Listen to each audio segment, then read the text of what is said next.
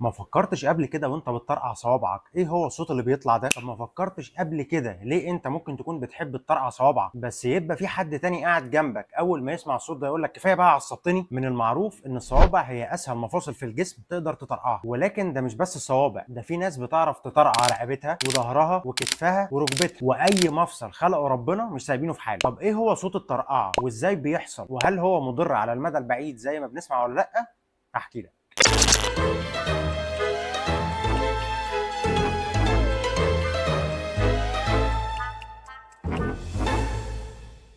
كل المفاصل اللي انت ممكن تطرقعها في جسمك سواء من صوابع من كتاف من رزغ من رجل اسمها ساينوفيال جوينتس او مفاصل زلاليه، وده لان ما بين المفاصل دي وبعضها ماده لزجه ودحلبه كده اسمها الزلال. الزلال ده بيحتوي على جزيئات زيتيه طويله زي الهيالورونيك اسيد واللوبرس، وهي ماده في تكوينها شبه بياض البيض كده، ومهمتها ان هي تحافظ على العظم والمفاصل وتسهل الحركه ما بين العظم وبعض. والماده الزلاليه دي زي ما بتحتوي على الهيالورونيك اسيد واللوبرسين فهي برضو بتحتوي على جزيئات غاز مذابه فيها. اللي بيحصل بقى لما تيجي تطرقع صوابعك انك بتشد صباعك لاقصى زاويه معاكسه، فبيحصل تمدد في الفراغ ما بين المفصلين، وبالتالي الفراغ ده بيوسع حجمه بس كميه السائل الزلالي اللي فيه ثابته ما اتغيرتش، فده بيخلق منطقه اسمها لو بريشر زون او منطقه الضغط المنخفض. منطقه الضغط المنخفض دي بتضغط على جزيئات الغاز اللي متدوبه في الساينوفيال فلويد لغايه ما بتتجمع في فقاعه كبيره، ومع ازدياد الضغط في المنطقه دي بتفرقع. طيب الفقاعه الكبيره اللي لسه فرقعها من شويه دي راحت فين؟ بترجع تاني فقاعات صغيره في الساينوفيال فلويد وبتدوب فيه من تاني في خلال تلت ساعه 20 دقيقه. وده بيفهمنا ليه ما تقدرش تطرقع صباعك مرتين ورا بعض، لازم على الاقل تستنى مش اقل من تلت ساعه لغايه ما تقدر تطرقعه تاني. طب في ناس بتقول لك ان انا بحس براحه اكتر في مفاصلي وعضلاتي لما بطرقعها، فيروح صاحبك المحنك اللي قاعد جنبك وسامعك بتقول كده يقول لك على فكره الموضوع ده غلط جدا، الموضوع ده مع الوقت هيعمل لك التهاب في المفاصل اللي هو اسمه بالانجليزي ارثرايتس. خليني احكي لك ان في دكتور اسمه دونالد انجر قرر ان هو يتحدى مامته واللي كانت بتقول له نفس الكلام ده، وقعد لمده 50 سنه يطرقع صوابع ايده الشمال وسايب ايده اليمين ما بيجيش عندها، وبعد 36,000 ونص طرقعه لصوابع ايده الشمال كانت النتيجه ان ايديه الاثنين سلام. وبسبب تجربته المثيره دي اللي الهمت العلم والعلماء خد جايزه اسمها اي جي نوبل،